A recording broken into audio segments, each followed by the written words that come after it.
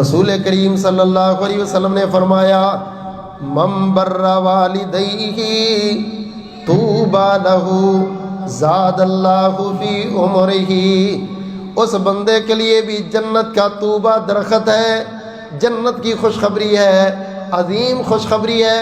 وہ بندہ بڑا خوش نصیب ہے، اس کی دنیا بھی بہتر، اس کی آخرت بھی بہتر۔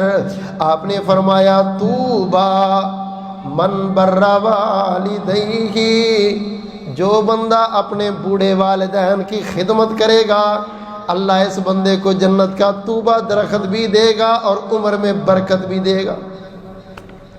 والدین کی خدمت، والدین کی قدر، والدین کا احساس، ان کو باعث اجر سمجھنا، ثواب سمجھنا، خدمتیں کرنا، اللہ اکبر کبیرہ۔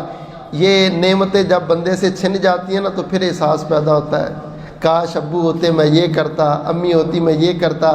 یا اپنے بچے جب ڈیمانڈیں کرتے اور باتیں کرتے ہیں نا تو پھر یاد آتا ہے کہ میں بھی چھوٹا تھا اور میں بھی یہ کس طرح کرتا تھا اور میرے والدین میری ساری خواہشیں پوری کرتے تھے۔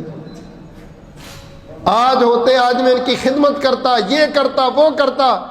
اللہ نے جن کو یہ نعمتیں دی ہیں ان کو بوجھ نہ سمجھو، ان کی قدر کرو، واللہ یہ اللہ کی طرف سے بہت بڑا انعام ہے زندگی میں اگر ان کا بڑھاپا اور ان کی خدمت نصیب ہو جائے۔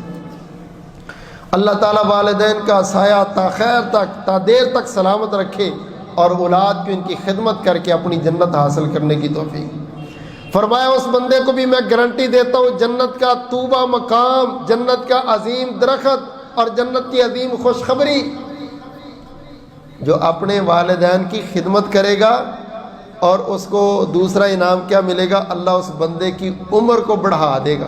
یہ نہیں ہے 60 سال کی عمر 70 سال ہو جائے گی، بلکہ یہ ہے کہ عمر جتنی بھی ہوگی اللہ اس عمر میں برکت ڈالے گا، نیکی والی عمر ہوگی، صحت والی عمر ہوگی، سلامتی والی عمر ہوگی، اچھے کام کرنے والی عمر ہوگی، خیر و برکت والی عمر ہوگی۔ یہ ہے عمر میں برکت۔ یار مجھے بتاؤ یہ بھی کوئی زندگی ہے کہ بندہ 40 سال کا بیمار پڑا ہے، ہسپتال میں پڑا ہے، 10 سال پڑا رہا، 20 سال پڑا رہا، وہ کوئی زندگی؟ زندگی تو وہ ہے جو صحت سلامتی والی۔